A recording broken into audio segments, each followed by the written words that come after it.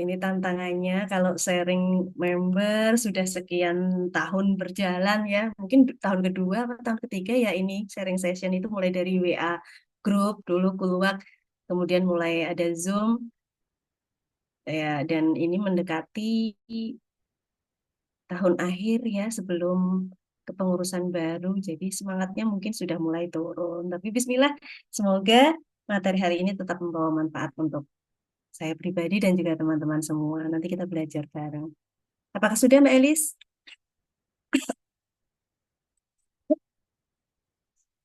Mohon maaf teman-teman ya. Saya 1-2 minggu ini memang batuk, tapi ini udah better. Kemarin karena saya punya asma, jadi kalau flu, batuk itu pasti kena asma kambuh pasti. Alhamdulillah ini sudah membaik. Halo Mbak Elis, apakah sudah? Belum ya kayaknya. Oh, sudah, Masya Allah. Ya, Bismillahirrahmanirrahim. Assalamualaikum warahmatullahi wabarakatuh. Ya, selamat siang, semangat kepada teman-teman semua, buju-buju semua.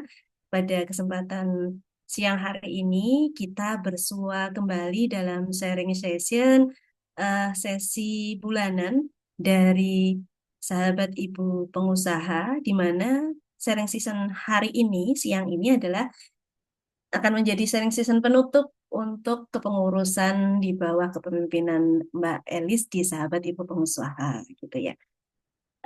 Kebetulan yang mendapatkan kesempatan untuk sharing pada sesi sharing session penutup tahun ini adalah saya. Perkenalkan teman-teman semua, buju semua. Nama saya Woro Tri Utami, biasa dikenalnya Woro Arwani ya. Nah, kali ini saya meneruskan apa yang kemarin kebetulan sudah di, sempat diulas ya sama Mbak Rahma tentang lost stock ini. Nah, oleh karenanya saya pada sharing session hari ini pun mengangkat tema ini khususnya untuk bisnis retail. Karena itu yang menjadi bisnis saya. Saya izin untuk saya slideshow agar lebih mudah terbaca. Apakah terbaca teman-teman? Mohon informasinya. Kebaca Mbak. Oke, terima kasih Mbak Eva. Penyakit mematikan bisnis retail, lost stock ya. Ini yang nantinya akan saya ulas teman-teman. Nah, tak kenal maka tak sayang, mohon izin saya perkenalan terlebih dahulu ya, selintas saja tentang diri saya. Nama saya Woro Tri Utami, biasa dikenal dengan Woro Arwani. Saya asli dari Sragen, Jawa Tengah, tapi saat ini berdomisili di eh, Kabupaten Rembang, masih di Jawa Tengah, tapi tidak lagi di Sragen, di Pantura ya, Kabupaten Rembang. Di sana juga ada nomor handphone saya, sekiranya nanti ada yang mau untuk kita obrolin lebih lanjut gitu. Baik, eh, pendidikan formal informal saya ada beberapa yang saya tuliskan di sini. Saya sebenarnya bingung waktu kemudian saya berinisiatif untuk ini nggak ada yang ngisi sharing session ya. Karena saya juga berkecimpung di dunia usaha atau bisnis, maka rasanya kok untuk penutup kepengurusan bolehlah kita atau saya pribadi untuk urun tangan gitu ya, eh, sharing pada sesi sharing session ini. Cuma bingungnya kenapa? Karena selama ini eh, saya kebetulan saya juga praktisi pendidikan, saya edukator masyarakat, sering ngisi di beberapa kelas, tapi jarang sekali saya ngisi terkait bisnis. Ya, saya eh, S2 Kesehatan dari UNS untuk pendidikannya. Untuk pendidikan informal, saya memang lebih banyak berkecimpung di area terapis, konseling gitu ya. Saya juga seorang hipnoterapis, self, dan praktisi talent mapping ya, agak absurd gitu ya. Tapi setiap kali saya ngisi kelas ya di area-area itu. Nah, hanya kali ini saya ngisi di area bisnis. Tapi bukan berarti saya juga tidak ikut kelas-kelas bisnis ya, karena saya dari 2005 ya, dari 2006 2005 itu memulai usaha bisnis bahan bangunan retail ini. Jadi memang beda menjalankan usaha dengan ilmu dengan menjalankan usaha tanpa ilmu. Oleh karenanya, saya juga mengikuti kelas-kelas bisnis mulai dari IKEM-nya di Bandung, kemudian ada GBC-nya di Malang, Coach Fahmi itu, MMBC-nya Bosman saya juga pernah ikut, BRM, ya, kemudian SPRI. Nah, ini kalau terkait retail nih SPRI ini dan materi yang nanti kita akan sama-sama ulas, ini juga banyak sekali saya ambil di beberapa informasi ilmu yang diberikan oleh guru-guru saya di SPRI. Dan banyak lagi yang lain. Saat ini aktivitas yang saya jalankan selain sebagai praktisi pendidikan, konselor, kemudian praktisi talent mapping, terapis ya, ya yang pasti saya adalah co-founder dari toko besi dan bangunan.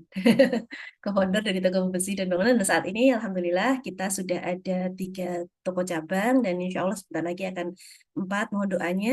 Harusnya Oktober ini kita launching toko yang keempat, tetapi kita pending dulu. Lokasi sudah ada, tempat sudah siap. Kita pending dulu karena memang kondisi bisnis ya sedang tidak baik-baik saja gitu ya. Jadi kami sendiri memilih untuk oke, kita tunda dulu. Mungkin awal tahun depan ya sekitar Februari, Maret ya. Insya Allah semoga kondisi sudah cukup membaik dan kami bisa lebih siap untuk segera launching cabang keempat ini. Mohon doanya teman-teman. Sebelum saya masuk ke materi, mungkin tidak apa-apa ya, saya cerita dulu ya Mbak Eva dan juga teman-teman yang lain. Ada Mbak Eva, ada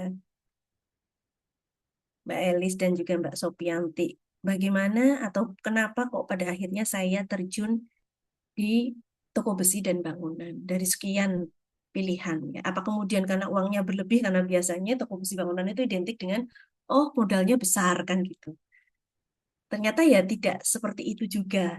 Jadi dulu karena saya adalah seorang dosen, sedangkan suami saya dulu diamanahi untuk mengelola usaha keluarga, yaitu toko besi dan bangunan.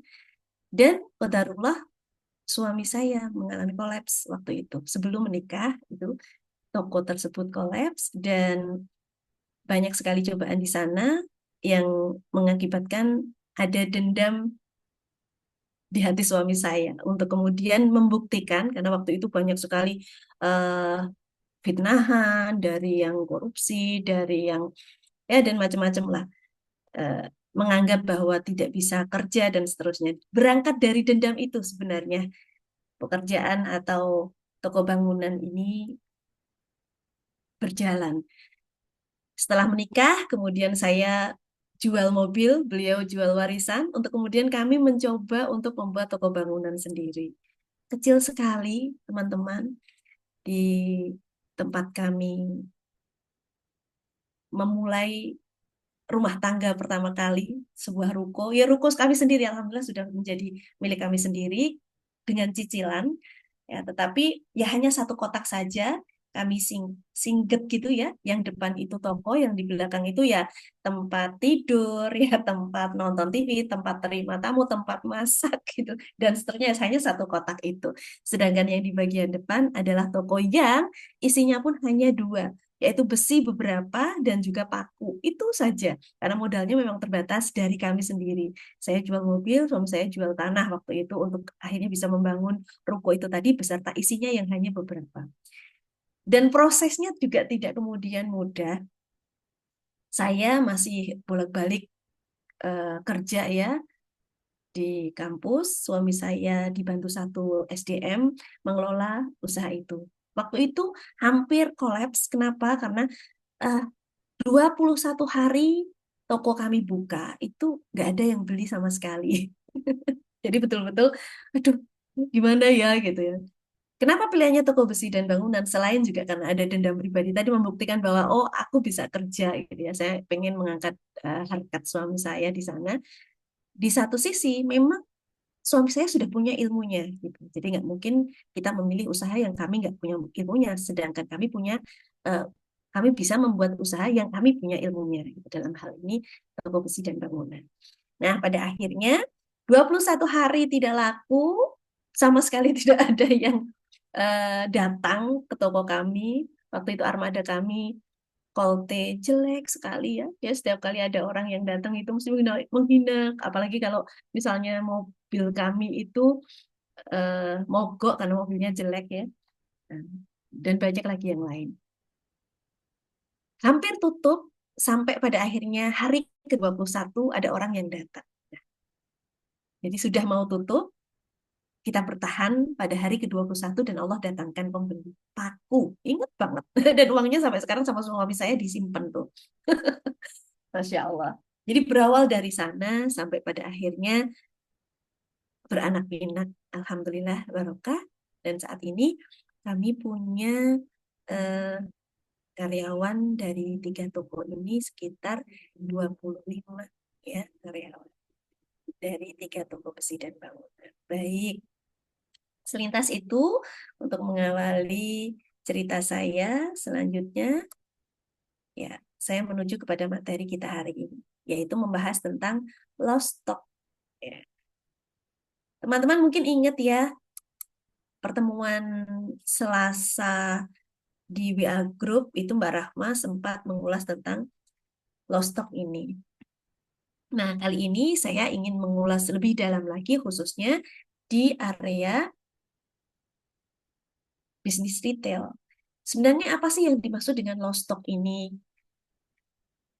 Seperti yang kemarin sudah kita coba tangkap dari penjelasan Mbak Rahma, kalau kita mau membayangkan tentang lost stock, narasi yang mudah adalah di saat kita kemudian belanja misalnya, kita belanja barang 15, dalam sekian waktu ternyata terjual 7.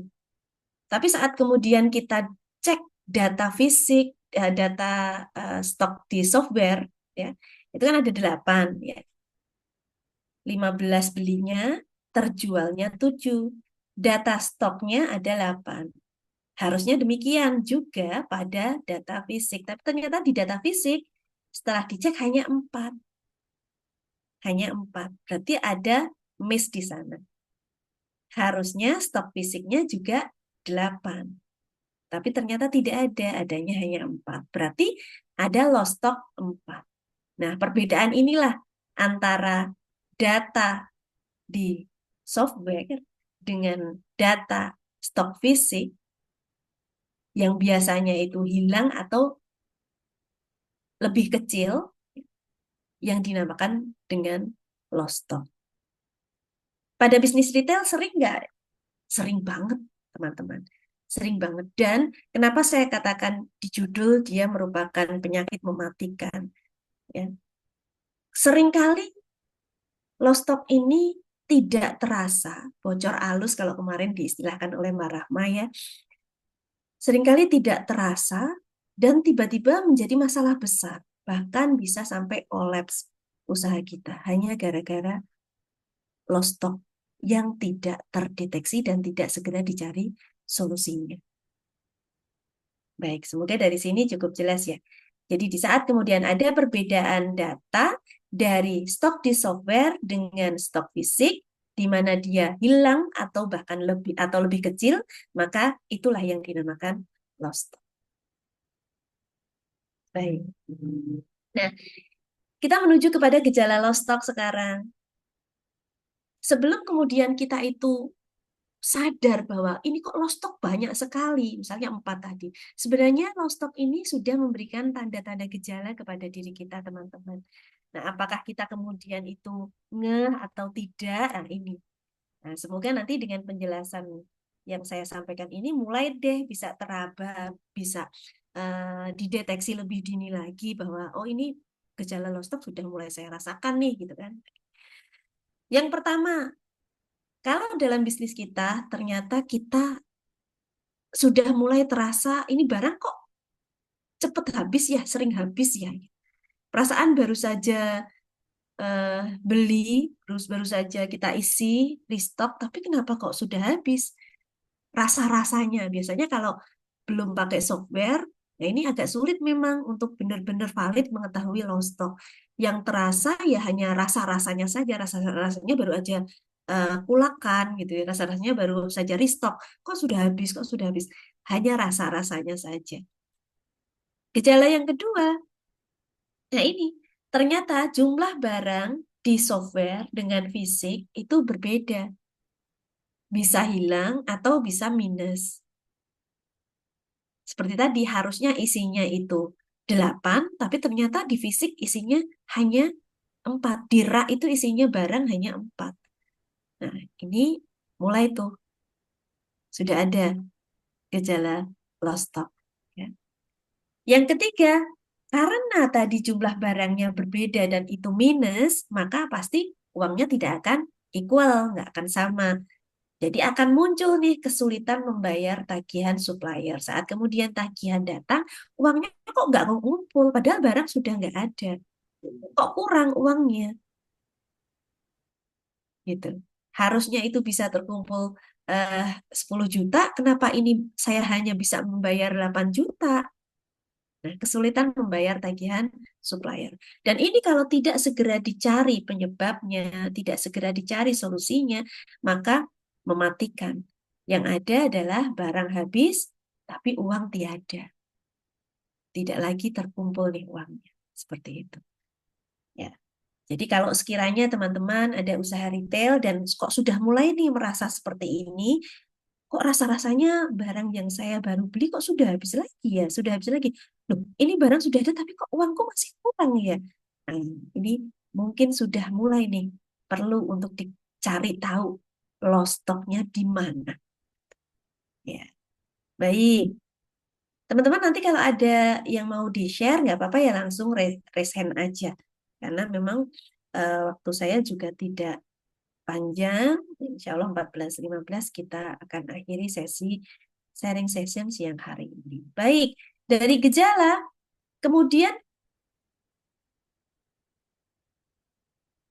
saya katakan di awal tadi bahwa lost stock ini mematikan karena bisa jadi tidak hanya bertahap untuk kemudian menjadi besar lost stocknya, tapi bisa-bisa tiba-tiba akut gitu loh. Karena nggak sadar, karena nggak kita sadari sehingga tiba-tiba akut. Tiba-tiba, oh ternyata real dengan datanya di software itu bedanya jauh banget gitu. Saya pernah dapat cerita dari guru saya retail ini tentang beberapa klien beliau itu sampai data realnya itu diakumulasi hanya sekitar 103 juta, data di software, data realnya itu setelah diakumulasi hanya 103 juta. Data di software itu masih 1,3 M. Wah, ya. Jadi hampir 1,2 M sendiri yang lost stock.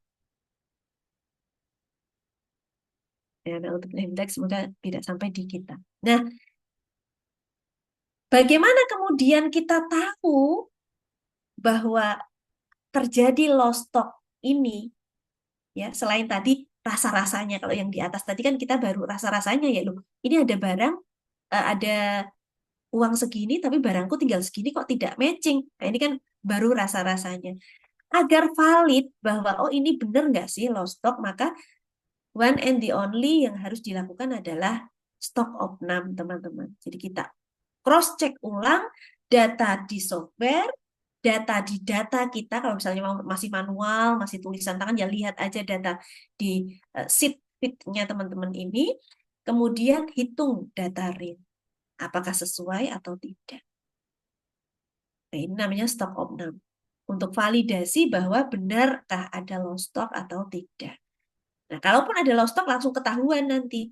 Oh, data aslinya berapa, data realnya berapa, data di softwarenya berapa. Oh, berarti minusnya berapa, berapa, berapa, berapa. Nah, jadi ketahuan lost stocknya. Nanti kalau misalnya sudah selesai stock opnam, maka jangan lupa untuk disesuaikan dengan yang real. Jadi data di software harus sesuai dengan data real. Ya, ini namanya penyesuaian stok. Ya, nanti seperti itu prosesnya agar lost stock ini bisa obati gitu ya, bisa diobati. Stok opnam dilakukan berapa lama? Apakah sekali cukup? Tidak cukup, teman-teman. Jadi kalau di tempat saya sendiri rutin ya 3 bulan sekali. Tapi sepertinya itu juga masih terlalu lama. Kalau misalnya teman-teman barangnya banyak sekali ya, stok opnam ini bisa dilakukan lebih cepat. Mungkin setiap hari ada ya, setiap hari misalnya SDM-nya memang mumpuni cukup banyak, barangnya juga ribuan, maka bisa dilakukan setiap hari. Yang parsial, ini stok opnam parsial. Ya, setiap hari itu bukan kemudian semua sambil toko tetap buka, kemudian mungkin hari Senin di rak pertama, hari Selasa nanti rak kedua, jadi satu rak itu satu hari, ya.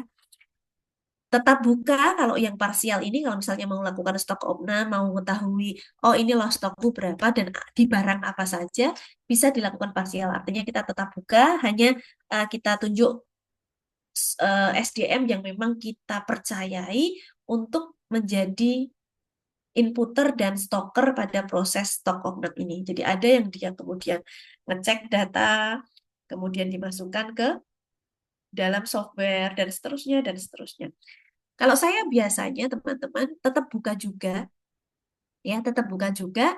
Biasanya saya pilihkan pada saat-saat di mana memang tidak begitu ramai, ya karena kami sudah berjalan sekian tahun, jadi kami sudah punya data di bulan-bulan apa sih sekiranya toko bangunan itu tidak terlalu ramai sehingga ada waktu-waktu yang cukup longgar untuk kami sambil melakukan stok opnam meskipun toko masih tetap buka ya, ya. Kalau di kami seperti itu. Tidak semua karyawan kami pilihkan karyawan yang memang kami percaya ya, 2-3 orang untuk kemudian melakukan stok opnam ini. Bisa di print dulu, oh barangnya apa, untuk kemudian mereka langsung kerak, ngitung, dituliskan, sesederhana itu, dituliskan, oh barangnya misalnya cat, cat kayu, misalnya, oh di situ ada berapa, dituliskan terus seperti itu sampai di rak itu selesai. Kalau sudah dituliskan baru kemudian dilihat di software. Ada berapa stok tersebut di software? Apakah miss atau tidak? Nah, kalau miss nanti tulis dulu miss-nya berapa, jadi kelihatan. Oh, data miss-nya berapa kelihatan.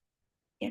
Untuk kemudian hasil dari stok omnam itu dilaporkan kepada kami selaku owner untuk kemudian ditindaklanjuti. Proses tindak lanjutnya ya tadi penyesuaian untuk kemudian kita cari tahu loss stok ini dari mana. Ya, ini tadi kan baru penyakitnya tuh lost stock. Ya, penyebabnya apa dari lost stock ini yang perlu dicari karena penyebab solusinya nanti akan tergantung dari penyebabnya. Demikian. Kalau misalnya teman-teman tokonya baru satu, karyawannya belum begitu banyak, saya pribadi sarankan untuk lakukan sendiri stok opnam karena kalau memang karyawannya belum banyak dan anak-anak baru, kita belum tahu seberapa besar dia memiliki tanggung jawab, kejujuran, dan seterusnya, maka saran saya silahkan lakukan sendiri untuk stok opnam ini. Karena kalau dengan amanahkan kepada karyawan, percaya begitu saja, saya tidak bisa jamin bahwa data yang nantinya akan teman-teman dapatkan ini valid.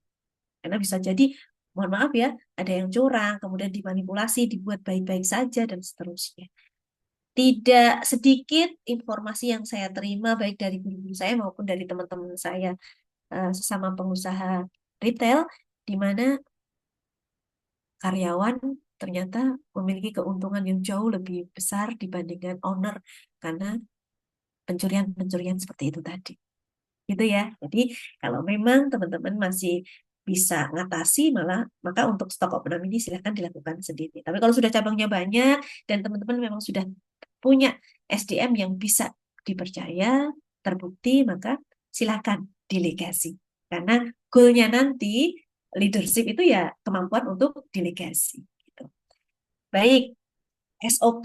Nah, ini nanti goalnya di sana. Sederhana saja sebenarnya nggak apa-apa kok. Apalagi sekarang sudah zamannya AI ya.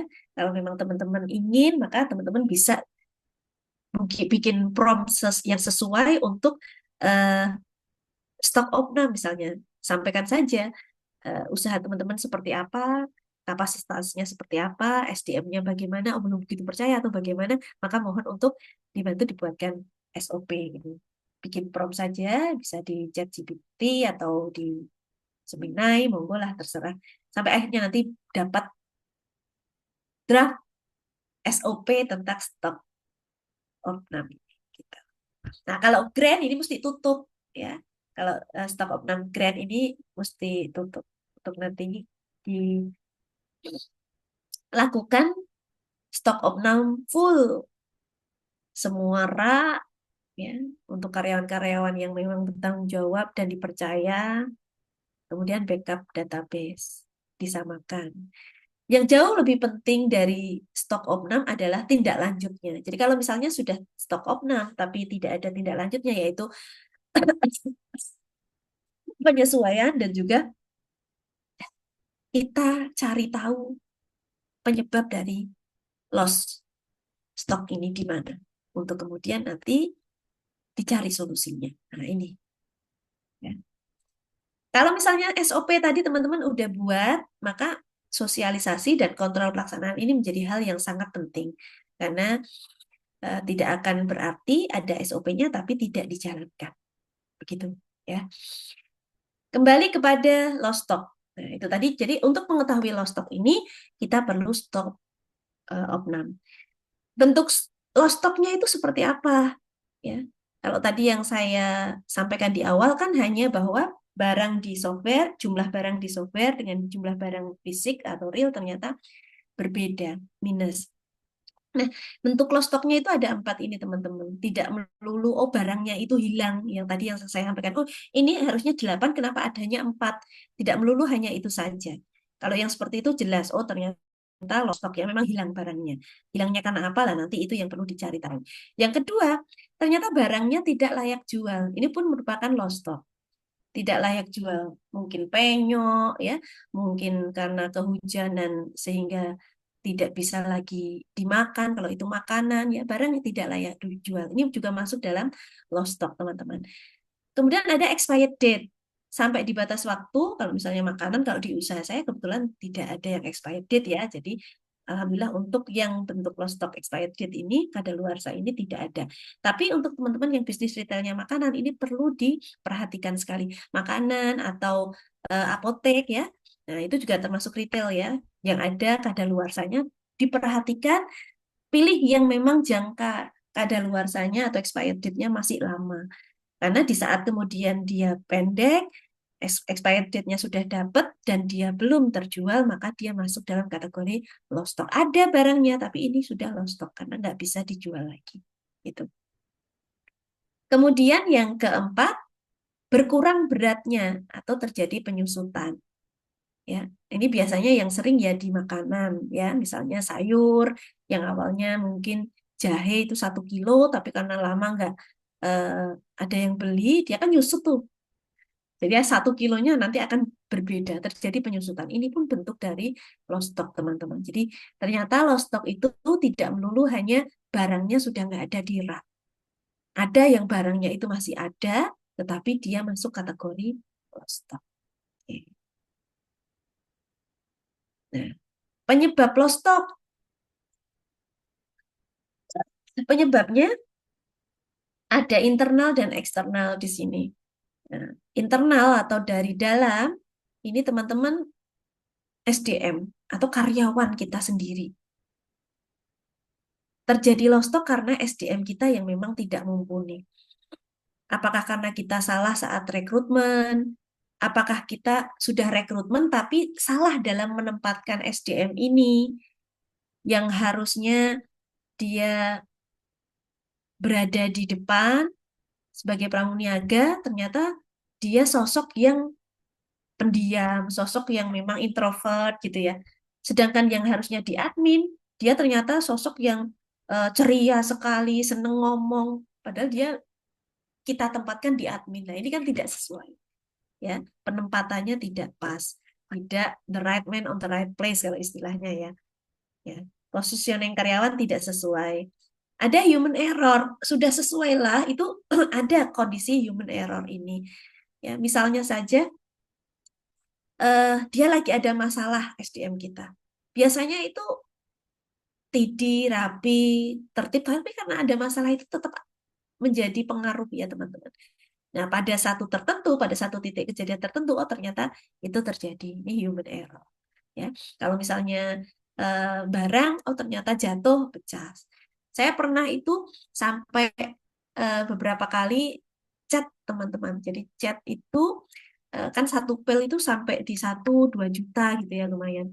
Nah, saat kemudian mau dimasukkan ke mesin ya, mesin untuk membuat cat, ternyata karyawan saya itu salah dalam memasukkan kode cat ya, kode cat tintingnya mau dimasukkan ke alat cat tinting ya untuk kemudian dihasilkan cat sesuai warna yang diharapkan konsumen. Misalnya harusnya nomornya 10 tapi dia masukkan 1 kurang 0 ya. Akhirnya cat tadi lost stock karena warnanya beda dengan yang diharapkan oleh konsumen kami. Nah, ini juga dari human error-nya si SDM tidak teliti gitu. Ada yang dia tidak jujur. Kalau saya pribadi selama ini saat rekrutmen itu mengutamakan rekomendasi dari orang terdekat memang. Saya belum berani untuk membuka rekrutmen dari luar. Jadi selama ini 3 toko cabang kami, karyawannya juga dari rekomendasi orang-orang yang memang sudah kami percaya. Kami bertanya, ada tidak yang seperti ini, yang seperti ini, untuk kemudian tetap kami saring lagi. Nah, karena saya praktisi talent mapping, saat saya saring, ya, jadi saringan pertama tadi rekomendasi dari orang-orang yang memang sudah dekat dengan kami, tahu value kami, ya, tahu apa yang selama ini kami pegang, prinsip-prinsip kami. Jadi dari sisi itu, semoga harapan kami orang yang nanti didatangkan kepada kami ini ya tidak jauh-jauh lah. Selepas itu tidak kemudian langsung kami terima.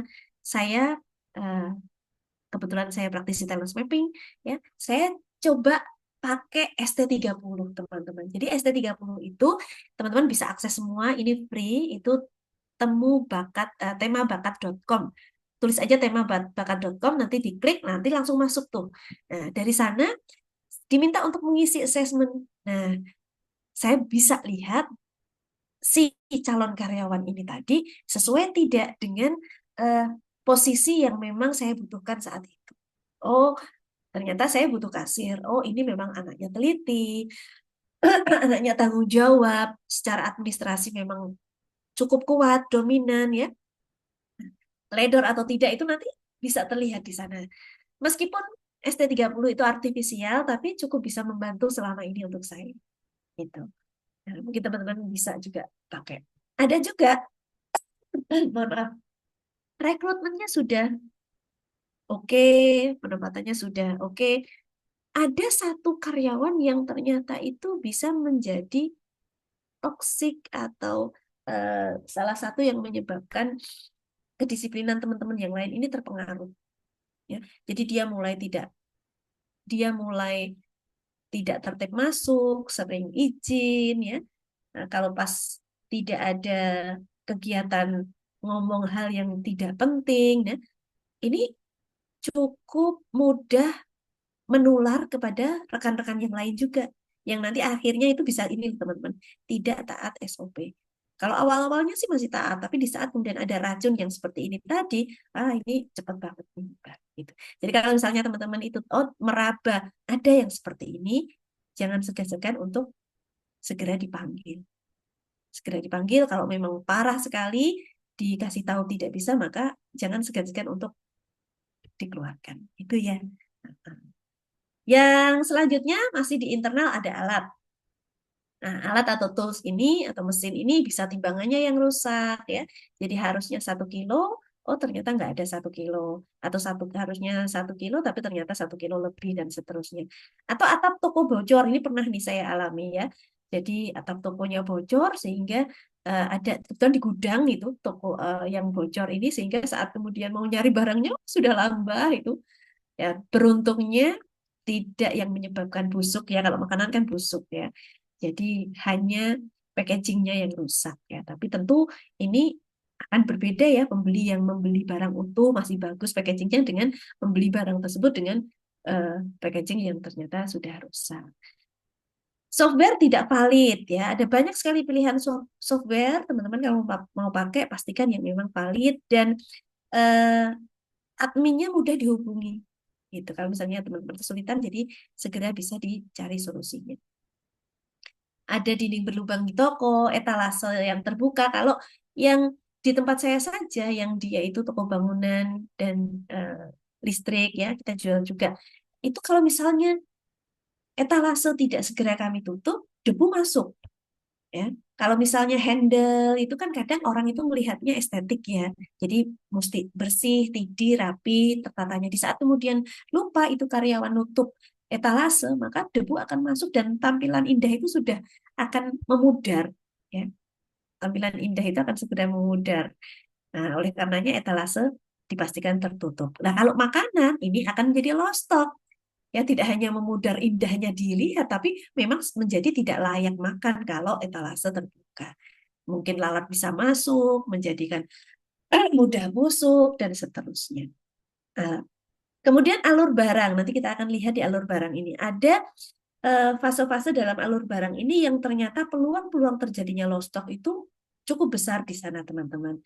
Mulai dari order, saat order barang mungkin harusnya kita itu hanya butuh 10, tapi wah, karena iming-iming bonus, biasanya ini nih, toko-toko itu kalau sudah ada sales yang mengatakan oh ini ada promo, misalnya beli 10 nanti dapat bonus apa, tuh dia keburu, egonya main tuh ya, egonya main, kemudian langsung beli 10 padahal butuhnya hanya 5. Ya, padahal butuhnya hanya 5. Nah, ini juga masalah teman-teman yang nantinya bisa menyebabkan modal kita berhenti di sana. Ya, berhenti karena memburu bonus itu tadi. Ya, jadi harus tahu kalau memang mau mengejar bonus, yakinkan bahwa memang memiliki kemampuan untuk bisa menjual barang tersebut dalam waktu tertentu. Jangan hanya mempertimbangkan, oh dapat bonus tapi nggak tahu ini nanti kejual atau tidak. Saat belanja, kemudian cek barang datang, display, penataan gudang, packaging, ini semua ada proses yang bisa menjadi peluang terjadinya low stock. Kemudian yang luar atau eksternal, ini konsumen teman-teman ya. Namanya juga konsumen, macam-macam karakternya.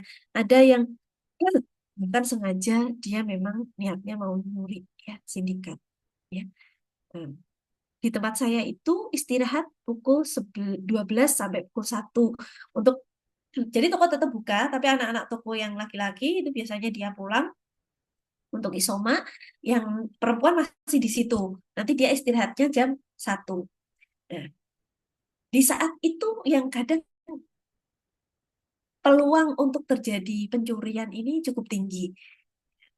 Beruntungnya memang di jam-jam tersebut, kalau misalnya saya pas nggak ngajar atau suami pas tidak ada aktivitas, maka kita akan temani si eh, karyawan kami yang dia jaga jam 12 sampai jam 1 ini tadi. Kadang karena dia jaga sendiri, maka dia dua orang pelanggan ini, dua orang konsumen ini datang, yang satu itu minta tanya A, B, C, dan seterusnya, yang satunya dia masukkan barang. Ya, seperti itu. Ya, ada saja cara-cara mereka. Ada juga konsumen yang dia kleptomania, yang memang penyakit mental ya, dia tidak bisa menahan diri untuk tidak memasukkan barang untuk mereka miliki tanpa dia membayar gitu. Kemudian ambil tanpa proses kasir. Seperti ini adalah penyebab low stock dari sisi eksternal. Kemudian, oh iya, maaf. Supplier, dari supplier juga bisa teman-teman. Low stock terjadi dari sisi supplier ini. Supplier itu nggak semuanya baik juga. Ada juga yang dia itu jahat. Ya, saya pernah pas waktu buka toko cabang saya yang kedua, itu besi datang, ya, besi datang karena waktu itu SDM kami baru 2 saja di toko yang cabang kedua itu baru launching mungkin sekitar belum ada 1 bulan lah ya, dalam 1 bulan pertama itu yang perempuan jaga di depan, yang laki-laki lihat bongkar besi, teman-teman. Besi itu ditali, biasanya kita hitung dulu, baru nanti kalau sudah selesai talinya ini dibuka. Nah, waktu kemudian eh, yang membongkar muatan barang ini nggak jujur, tali itu dibuka dulu sehingga tercampur antara yang sudah dihitung dengan yang tidak dihitung. Waktu itu setelah kemudian ketahuan low stock, nominal kami itu dirugikan satu sepeda motor, hampir 16 juta, 12 juta sampai 16 jutaan kalau tidak salah. baru dalam 1 bulan pertama. Oke, pengalaman itu teman-teman. Ya karena ada supplier yang tidak jujur seperti itu. Ada juga pernah seperti ini teman-teman. Jadi kita pesan ke pabriknya itu ya itu tadi misalnya 10. Tapi ternyata di jalan itu diturunkan teman-teman. Ya, sama si yang ngirim itu diturunkan. Sehingga saat di tempat kami dengan segala caranya itu ternyata yang datang hanya 9. Ya, dengan harapan waktu kemudian di tempat kami dibongkar itu dia bisa memanipulasi sehingga terkesan 10 gitu. Jadi diturunkannya di luar. Kondisi seperti itu juga ada teman-teman kalau di tempat kami. Nah, kalau di toko retail yang lain seperti ini selalu ada teman-teman. Kemudian penurunan penurunan barang kasar, jadi akhirnya rusak gitu. Salah hitung saat penurunan barang ya. Ini karena tidak teliti. Mungkin dia jujur tapi ternyata kurang teliti. Seperti ini juga sering. Dan eh, kalau misalnya di tempat kami jam 12 sampai jam 1 tadi kan hanya satu SDM ya di depan. Dengan kami kalau pas kami bisa menemani. Seringnya sih kami upayakan untuk temani. Jam 12 sampai jam 1. Saat kemudian supplier datang, ada barang datang untuk bongkar, ya. Seringkali itu supplier itu kalau yang tidak teliti tadi kita yang dirugikan. Artinya, oh barang kami ternyata mintanya 10, yang datang ternyata hanya 8. Ada juga yang datangnya itu 10, padahal kami mintanya cuma 8. Seperti itu ya ada teman-teman. Ya, sepertinya kita diuntungkan, tapi tidak teman-teman. Ya hukumnya tidak seperti itu. Jadi kalau memang itu bukan milik kita, maka sudah seharusnya kita kembalikan. Karena dengan jalannya Tuhan, kalau ini itu kita keep, maka itu yang akan menggerogoti keuntungan kita. Jadi ini juga untuk menjaga bahwa apa yang kita terima itu memang menjadi hak kita saja. Seperti itu juga sering, ya tidak tidak 1 2 kali sering. Jadi supplier harusnya kita itu hanya pesan 5, oh dikirimnya 7 seperti itu. Kita mintanya 5, dikirimnya 8 dan seterusnya. Gitu. Kemudian faktor alam, ini ada kebakaran, banjir, kemalingan, atau perampokan.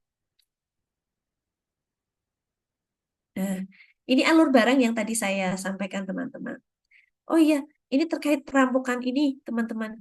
Eh, Pentingnya untuk nanti di bawah kita kita ulas nih tentang faktor alam ini. Jadi pernah ada teman-teman eh, satu toko yang tidak menjaga hubungan baik dengan tetangga kanan kirinya sehingga terjadi perampokan. Nah, perampokan itu bukan tetangga kanan kirinya yang merampok, tetapi si perampok ini tadi mencari informasi kepada tetangga kanan kirinya. Lah, saking tetangga kanan kirinya tadi tidak merasa memiliki hubungan baik dengan si owner toko, maka disampaikanlah. Oh, biasanya bongkarnya setiap ini.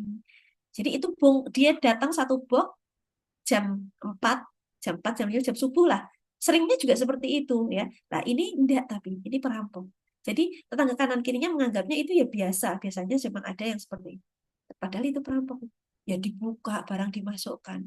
Orang lihat, tapi dipikirnya itu ya memang orang suruhannya owner yang lagi ngambilin barang. Padahal ini perampok. Gitu, teman-teman ya. Karena kebiasaannya terbaca oleh tetangga kanan kiri dan itu disampaikan kepada sindikat perang. Oke, ini alur barangnya teman-teman. Jadi yang merah-merah ini adalah eh, proses di alur barang yang memiliki peluang tinggi terjadinya lost stock dari order barang yang harusnya tadi. Jadi ordernya nggak order barang, order pas gitu ya. Yang harusnya 10, tapi karena iming-iming tadi misalnya bonus, akhirnya dia pesen 20 gitu. Nah ini lost stock, kemungkinan peluang lost stock besar order barang. Akses order sudah, pembelian belanja. Ya. Kemudian cek barang datang, apakah sesuai atau tidak, ini peluang lost stock juga terjadi. Jadi ini benar-benar diminimalis di area-area ini. Input barang, barang sudah datang, apakah inputnya sudah benar atau tidak, ini juga peluang terjadinya lost stock. Kemudian setelah setting harga, packaging, labeling, ya, ini pun merupakan area peluang lost stock. Display, packagingnya sudah pas, tapi ternyata saat di display yang ditata hanya sekian toh, yang lain dikantongi. Ini kemungkinan terjadi juga. Kemudian pelayanan penjualan. Nah, pelayanan penjualan ini ya namanya orang eh, hubungan antara pramuniaga dengan konsumen. Bisa jadi konsumennya yang lengah, bisa jadi pelayannya yang lengah. Nah, kemudian kasir. Seperti yang tadi saya sampaikan di depan, oh harusnya itu beli 10, tapi ternyata dia hanya menuliskan satu, nolnya nggak ditulis. Jadi akhirnya selisih 9 antara yang di software dengan data di fisik. Nah, ini berarti peluangnya di kasir. Kemudian cek dan pay, masukkan barang sesuai dengan apa yang dibayarkan dan di pack untuk kemudian diberikan kepada pelanggan. Nah, ini pun ada peluang terjadinya lost stock saat kemudian di packing, ngirim ya, ngirim itu namanya karyawan banyak ya teman-teman. Kalau kita tidak edukasi terus itu dulu itu sering banget yang harusnya itu ngirimnya A, B, C ada 5 barang gitu ya. Ada saja satu barang yang ternyata tertinggal ya. Nah, atau dikirim tapi ternyata barangnya kurang ya. Jadi harus betul-betul komunikasinya dibangun yang baik, yang bisa dipahami oleh semua SDM dari yang kasir sampai ke yang ngecek sampai yang ngirim ya. Nah, nanti kalau ada bis di sana maka kemungkinan peluang lost stock terjadi. Harapannya dengan seperti ini nanti diterima konsumen dengan baik. Karena kalau tidak nanti ini juga lost stock dikembalikan lagi teman-teman sama konsumen karena dianggap tadi misalnya tidak sesuai, oh, udah nggak bisa dipakai atau yang lain dan lain. Nah ini solusi teman-teman jam berapa sekarang? Oke, saya agak cepat. Nah ini kalau yang di dalam tadi penyebabnya yang dalam tadi ada SDM, alat dan alur barang. SDM atau karyawan kita. Ya benahi pola rekrutmennya, pastikan SOP untuk rekrutmen, bikin. Yang sederhana saja dulu kalau memang kita belum besar, ya tapi kita upayakan agar ini bisa membantu kita mendapatkan proses rekrutmen yang paling proper. Kalau sudah dapat, maka sesuaikan dia pada tempatnya, the right man on the right place tadi. Jangan sampai kemudian kita butuh admin, tapi kita pilih yang dia ceria, yang kurang teliti, dan seterusnya. Kita butuh perawan muniaga, tapi ternyata yang kita tempatkan adalah orang-orang yang dia pendiam, susah ngomong, wah kacau nanti ya. Kemudian perbaiki pola pembinaan karyawan, ya jelas tahapannya, jelas output yang diinginkan. Kalau memang di kasir, ya karyawan baru, maka silakan nanti bisa. Ini fase training, maka dalam 3 bulan kamu harus bisa A, B, C. 1 bulan pertama harus bisa apa, 2 bulan harus bisa apa, 3 bulan harus bisa apa. Oke, berarti siap kerja. Misalnya seperti itu. Pembinaan karyawan juga tidak berhenti sampai di sana fase training kemudian selesai, tidak ya. Jadi harus continue. Utamanya pada mereka-mereka yang diberi amanah sebagai pemegang keputusan di sana. Ya, misalnya sudah ada teman-teman sudah ada toko retail beberapa, toko cabang, maka pasti akan ada SDM yang teman-teman percayai untuk menjadi supervisor di sana lah ya. Nah, CEO perusahaan kecilnya di toko A, B, C, dan seterusnya di toko-toko cabang tersebut. Nah, untuk orang-orang tersebut, maka pembinaannya harus lebih kontinu, harus lebih rutin. Ya, kalau di tempat kami seminggu sekali. Ya, meskipun kita berada di 2 provinsi, ada di 3 kecamatan yang berbeda, yang ditempuhnya juga tidak mungkin sekitar 2-3 jam ya. Nah, tapi seminggu sekali kita untuk ketemu teman-teman. Jadi decision maker toko-toko cabang kami itu akan berkumpul di rumah saya setiap minggu malam selepas Isya ya untuk kemudian kita brainstorming selama 1 minggu data yang ada masalah apa kemudian ya itu kita bicarakan.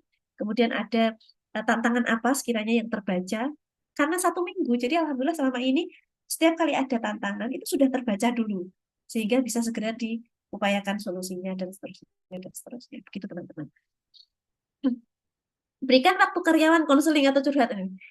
Kami itu deket banget sama karyawan kami. Jadi setiap kali mereka punya masalah, ya kami hadir di sana. Yang mau nikah lah, yang istrinya pergi dari rumah lah, dan seterusnya itu kami tahu semua gitu ya. Jadi kita berikan fasilitas untuk bisa mengalirkan rasa mereka sehingga eh, tidak kemudian itu menyebabkan masalah pada usaha kita. Karena tentu kalau misalnya karyawan kita bermasalah, pasti akan berdampak pada usaha kita. Gitu ya. Ya, selain kita niatnya juga Bismillah kita nolong, ya kita amankan juga nih ya, wasilah yang bisa menjadi jalan rezeki kita dan juga karyawan kita yang lain gitu.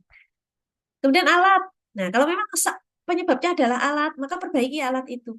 Oleh karenanya perlu dikalibrasi ya setiap saat rutin. Oh ini alat masih dalam kapasitas yang oke untuk bisa dipakai. Jangan kemudian oh sudah kelihatan nih rada-rada rusak, masih terus dipakai, itu ya jangan ya. Oleh karenanya selalu kalau misalnya pas waktu eh, dana itu dibagi, rapnya itu selalu ada dana untuk perbaikan. Ya, perbaikan, pembaruan, barang-barang, armada kalau di tempat kami ya. Ya, cek peralatan secara berkala, kemudian cek rasio logika posting software, kemudian pengadaan peralatan sesuai skala prioritas. Ya, kalau keuangannya terbatas ya diprioritaskan mana dulu yang mau dibeli. Misalnya. Kemudian alur barang. Ya, ini di alat ini juga diperhatikan ada loh orang-orang itu yang memang eh, secara karakternya itu crude gitu ya kasar. Jadi setiap kali dia pegang barang itu mudah rusak. Jadi saya pernah ada karyawan ya yang dia di kasir itu setiap kali kita kemudian mungkin sekitar 3 bulan nggak ada itu kasirnya itu pasti rusak. Alat kasirnya, alat notanya itu pasti ada yang rusak gitu ya. Skrupnya atau apanya gitu. Jadi kalau memang teman-teman ada SDM yang mumpuni maka jangan kemudian memilih untuk mencoba-coba diberikan kepada yang lain karena efeknya nanti bisa banyak sekali. Alur barang. Nah, cermati low stoknya di area yang mana tadi ya alur barang ini tadi, oh kira-kira di mana nih gitu. Semuanya bisa dicek. Buat SOP-nya, ya, observasi ulang dan buat SOP untuk pengamanan barang. Nah, ini untuk luar konsumen ya CCTV teman-teman ya baik di luar, di dalam, utamanya di kasir itu ada CCTV semua. Penting dan tuliskan bahwa di situ ada CCTV ya.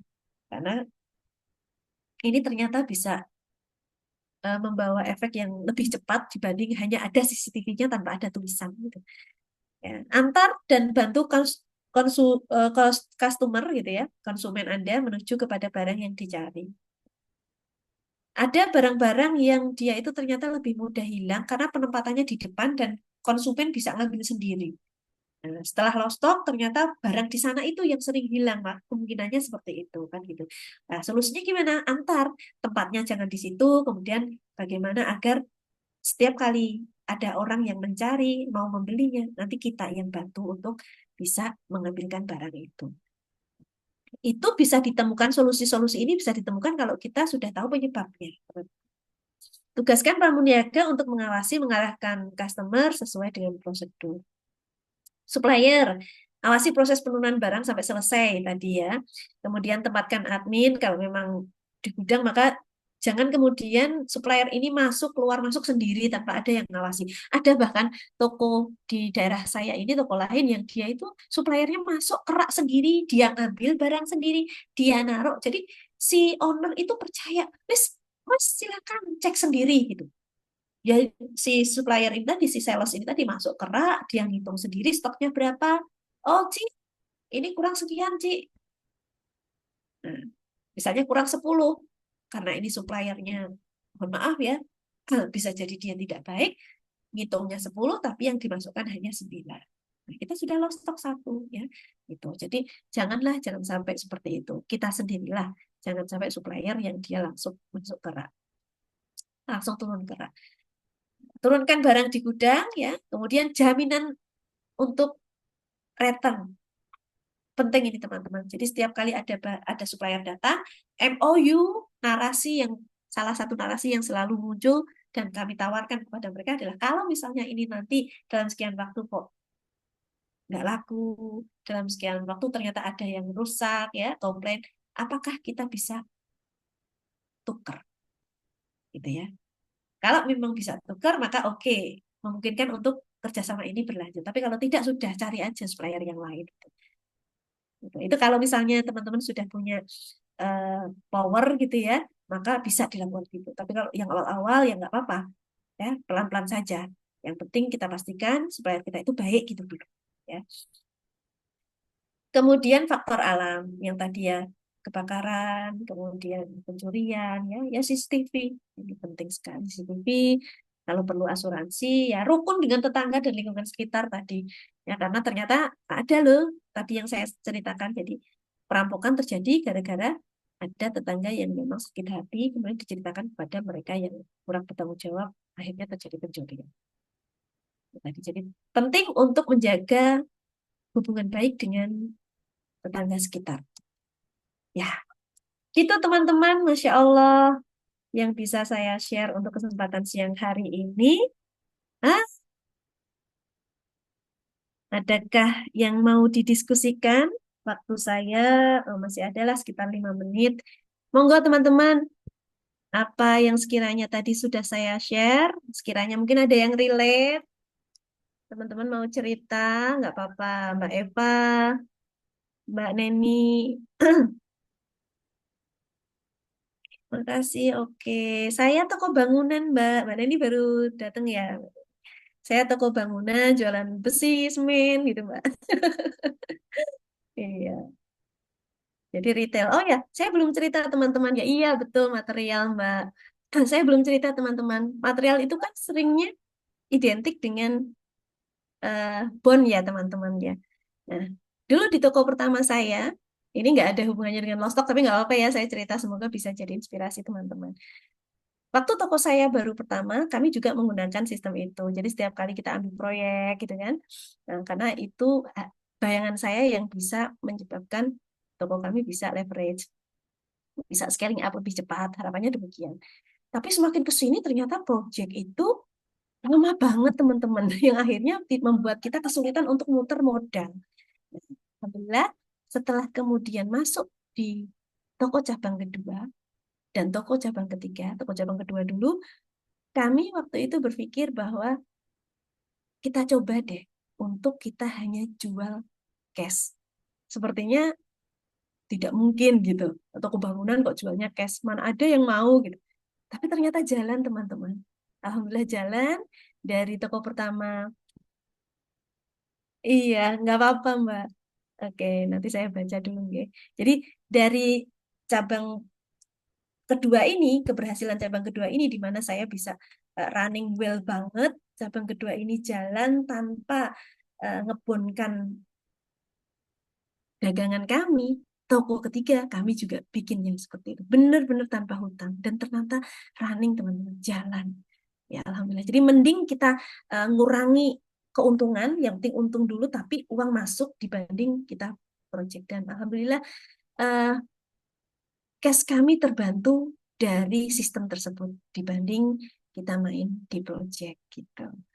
Masya Allah. Iya ada pertanyaan. Mohon maaf tadi telat masuk. Bisa minta tolong disebutkan contoh aplikasi stok barang. Saya pakai IPOS, Mbak. Saya pakai IPOS, kemudian dari sana gimana ya? Saya contohkannya, bisa nggak ya terlihat?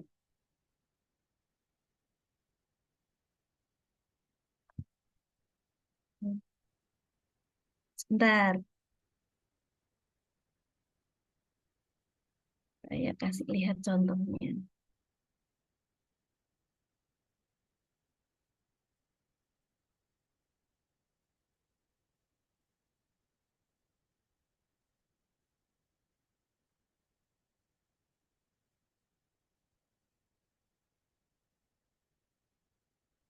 Teman-teman kalau mau di open mic nggak apa-apa ya, silahkan kita bisa ngobrol langsung. Saya coba share screen program toko saya ya.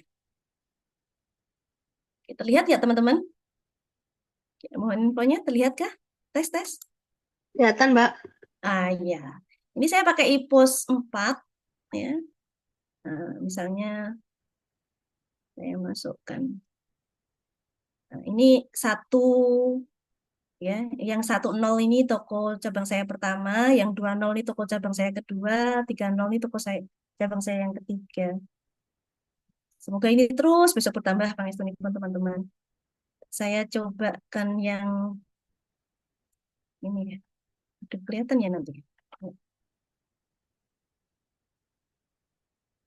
Saya tutup dulu ya. Nanti saya masukkan lagi. Berarti berbayar ya, Mbak, aplikasinya? Iya, pertama kali berbayar Mbak dulu. Sekarang berapa ya? Setiap kali buka cabang, kita continue itu bikin satu akun tambahan ya. Itu sekitar 1 sampai 3 juta, nggak sampai 5 juta kok murah. Eh, kosong.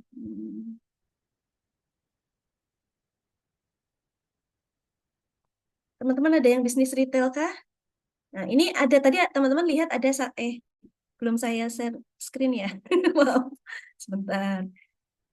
Tadi teman-teman lihat ada 101, 102. Jadi kalau 01 itu karena kita bahan bangunan itu kami bedakan yang kecil-kecil, barang-barang kecil dengan barang besar. Barang besar itu besi, semen, ya pasir gitu-gitu. Kita bikin di 102. Nah, ini 101 itu barang-barang kecil.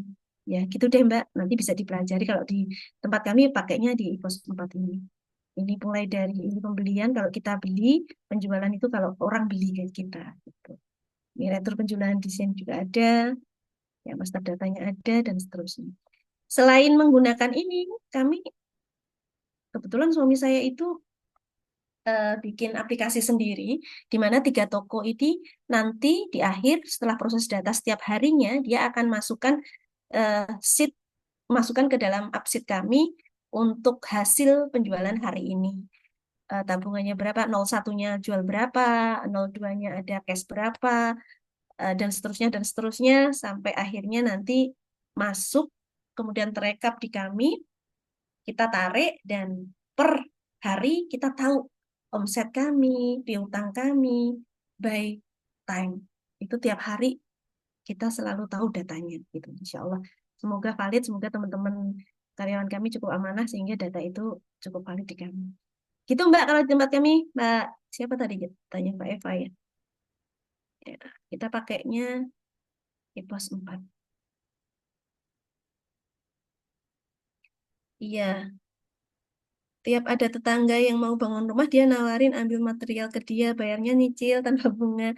Baik banget, uangnya kok ya lancar ya. Masya Allah, nanti boleh share aplikasi tersebut ya Mbak.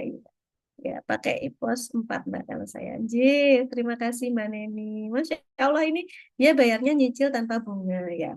Bisa sekali ya Mbak ya. Jadi kalau di toko bangunan, eh, nggak ada bunga ya. Kita kalau misalnya ada yang di cabang, yang di toko bangunan saya yang pertama, yang bukan di cabang itu kita masih bond juga karena memang dari awal buka itu kita sudah terbiasa seperti itu, sudah banyak konsumen yang loyal ke kami dan biasa seperti itu. Jadi ya memang seperti itu masih nyicil, masih masih tempo gitu ya. Jadi misalnya eh, beli barangnya sekarang, bulan depan baru bayar, seperti itu pabrik-pabrik di sini banyak sekali yang ngambil di kita pakai proses seperti itu. Untuk yang toko pertama, karena yang toko 2, 3 benar-benar saya close untuk hal seperti itu. Ya, kita memang nggak ada bunga, Mbak. Hanya memang ada harga konsumen. Jadi di tempat kami itu ada harga konsumen. Harga konsumen satu, harga konsumen dua, harga konsumen tiga. Nah, sekelas pabrik, maka dia masuk di kategori konsumen apa gitu. Nanti harganya sudah ngikut ke sana. Tapi kita tidak mengatakan itu sebagai bunga. Karena mau dia mau cash, mau dia nyicil, ya harganya segitu gitu. Misalnya pabrik pada satu waktu, oh Mbak yang ini kita nggak ambil bond, kita mau cash. Ya nggak ada pengurangan. Ya segitu aja. Karena memang kategorinya masuk di kategori konsumen dua gitu. Jadi kita bermainnya di sana, Mbak. Bukan bermain sih ya, memang kita buat seperti itu sehingga tetap jalan. Karena banyak sekali teman-teman toko bangunan itu yang tidak terlalu memperhatikan hal tersebut sehingga akhirnya dederduel, dederduel itu apa istilahnya bahasa Indonesianya? Ya, eh, tidak terasa bahwa cashnya bermasalah sampai akhirnya yaitu tadi pembayaran uang dan seterusnya. Biasanya untuk orang-orang yang seperti Mbak Nesri ceritakan ini, cashnya sudah cold money-nya sudah cukup banyak ini. Kalau misalnya sampai sekarang bisa running itu berarti cold money-nya sudah cukup oke sehingga Mbak, bisa untuk tentuin harga konsumen satu, konsumen dua, itu gimana, Mbak? eh kan itu hanya ada di toko kami pertama ya Mbak ya. Toko kami kedua ketiga nggak ada. Nah, itu kita tidak ada pertimbangan tertentu ya. Kita hanya memperhatikan kira-kira bisa berlangsung untuk kami memutar modal sampai berapa bulan. Itu berapa lama gitu. Dan itu sudah paham sih. Biasanya di pabrik-pabrik gitu sih yang besar-besar itu Mbak. Panjang sekali Mbak Saestu itu pabrik itu kadang saya ada di pabrik kulit itu sampai 1 tahun, Mbak, sampai sekarang belum lunas, Mbak. Gitu. Jadi tidak ada pertimbangan tertentu, hanya apakah sekian itu bisa membuat kita kemudian tetap memutarkan modal atau tidak. Itu saja sih pertimbangannya. Dan alhamdulillah sejak iya, apa alhamdulillah sejak harganya tergantung hitungan kita bisa muter nggak ya? iya, iya Mbak. Tapi nggak banyak kok Mbak. Paling misalnya kita naikkan menjadi 20% atau 10% gitu aja sih. Nggak sampai 20%, 10 sampai 15% paling maksimal itu dari pelanggan satu. Pelanggan dua, pelanggan tiga, itu gitu. Biasanya sih di pabrik-pabrik gitu Mbak di kami. Jadi kalau memang tidak seperti itu kan nanti waduh berat banget nafasnya untuk kita muter gitu ya. Nah, sejak kami berhasil di toko kedua, ketiga ini, toko saya yang pertama ini pun kita tidak nambah orang untuk membuka hutang. Jadi kita hanya membuka kesempatan bond itu pada mereka yang sudah dari dulu kerjasama dengan kami. Untuk yang baru-baru kita tutup. Kalau mau, kita bisa bikin harga paling murah di sini. Jadi kita tawarannya seperti itu. Kita kasih harga paling murah, tapi kita cash. Dan ternyata banyak loh kontraktor, developer yang mereka biasanya itu pilih ngebon, dia pilih cash dengan penawaran yang kami lakukan itu. Gitu. Jadi kalau misalnya toko bangunan kok nggak utang ya nggak jalan kok teman-teman. Alhamdulillah. Ya, saya sudah membuktikan. Gitu Mbak Eva ya. Ada Iya, lagi Mbak. teman-teman?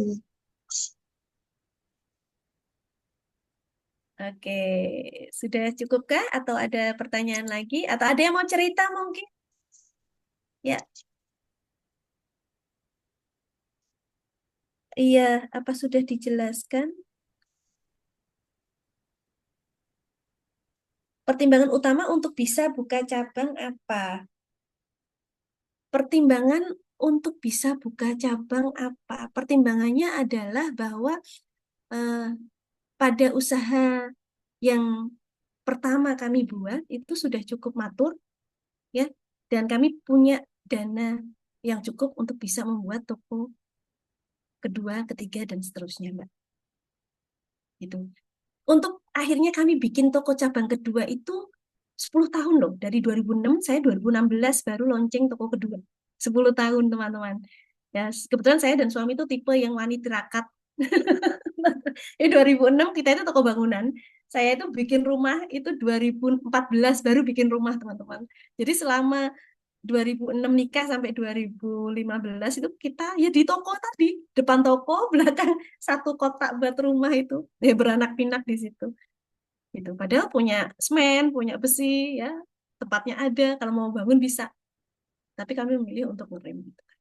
Ya, wanita rakyat itu tadi. Jadi pertimbangannya adalah, oh kita sudah ada dana untuk kita kemudian bisa scaling up, tambah toko satu lagi, tambah toko. Gitu Mbak Elis. Dan ada tempatnya, ada SDM-nya, karena yang dipikirkan untuk bisa bikin cabang tidak hanya oh, ada uangnya, tidak hanya itu saja ya. Banyak sekali yang dipikirkan. Saya eh, dari 2016 ini untuk kemudian tambah ke toko yang baru itu 2000 pandemi ya 2022 berarti berapa Pak? Sekitar 5-6 tahun. Nah, baru kemudian yang keempat ini rencananya sih tahun ini tapi kita pending dulu. Itu kan lokasi juga kita pertimbangkan, kita nyurvei lokasi itu kita bisa 1 tahunan. Kami sendiri saya dan suami kadang berhenti duduk di situ atau marung di daerah situ cuma lihat oh ini ekonominya masyarakat seperti ini bagaimana, tanya-tanya orang sekitar karena kan bukan di daerah kami. Tempat-tempat yang kami bikin cabang ini adalah lokasi yang memang bukan lokasi kami, jadi kami perlu belajar daerah di sana bagaimana, ekonominya seperti apa, pola konsumsinya seperti apa, ya, dan seterusnya. Jadi prosesnya seperti itu Mbak Elis. Sampai akhirnya nyari SDM ini, nyari SDM ini ya ngeri-ngeri sedap. Tapi prosesnya seperti tadi yang saya sampaikan waktu saya menjelaskan tentang rekrutmen. Gitu teman-teman. Ada lagi kah?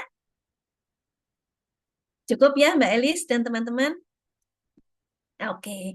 Karena ini penutup, ya. Karena ini penutup, perlu foto nggak nih Mbak Elis? Kita foto ya teman-teman. Boleh, boleh. Kita Sebentar. foto ya Mbak Elis ya dibuat. Oke. Mbak Woro apa bisa? Dalam. Anakku gak bisa Oh iya, dicel. kok tempatku nggak bisa tak atur ini ya? Ya Sebentar. ampun, sebentar. Iya, saya dari tadi tuh nyari yuk. Aduh, Masya Allah. Eh, bisa kayaknya Mbak. Oke. Teman-teman Bisa yang kan Mbak berkenan Woro? untuk, bisa, bisa. Bisa Mbak Woro? Alhamdulillah. Maaf ya Alhamdulillah. Mbak. Tidak apa-apa. Monggo teman-teman yang bisa open cam, kita open cam. Karena ini adalah sesi terakhir. Nanti ini diperlukan, oh on cam, baik Mbak Neni, nggak apa-apa. Yang bisa on cam, mohon on cam. Ini nanti bukti kinerja Mbak Elis ini setahun penutup sharing session ini Mbak Elis. Insya Allah. Monggo Bentar sebentar. teman-teman, bagi yang berkenan untuk open cam, kita open cam. Saya izin untuk potong, G. Mbak Eva, Mbak Neni, Mbak Sofianti. 1, 2, 3. Cheers.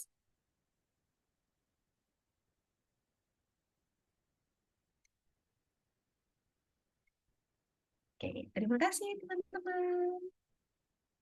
Ya, baik. Saya kira demikian untuk sharing session hari ini tentang bahaya mematikan low stock. Teman-teman, saestu nggih, eh, low stock ini penyakit yang menakutkan, mematikan, dan kadang tidak kita sadari. Jadi harus rutin dilakukan untuk stok opnamnya agar kita selalu bisa mendeteksi kemungkinan low stock yang ada di usaha retail kita. Agar tidak terjadi toko kita mati dan tidak bisa menebarkan kebermanfaatan yang lebih lanjut. Maka matur nuwun, mohon maaf atas segala keterbatasannya. Bismillah, semoga kalau ada amal baik dari sesi hari ini bisa terus sampai kepada guru-guru saya juga gitu. Mbak Eli? Terima kasih, Mbak. Iya, Mbak Eva? Halo? Terima kasih sharingnya. Oh iya, sami-sami. Terima kasih pangapunten atas segala keterbatasannya. Jazakillah khairan katsira. Kita tutup, Mbak Elis, nggih. Selamat Ya, melanjutkan monggo. aktivitas, teman-teman. Billahi taufiq wal hidayah. Wassalamualaikum warahmatullahi wabarakatuh. Stay happy, stay healthy. Bye-bye. Assalamualaikum. Waalaikumsalam. Waalaikumsalam. Terima Makasih kasih, Mbak Mbak Woro. Waro. Sami-sami. Ya. Izin live, Mbak Elis ya.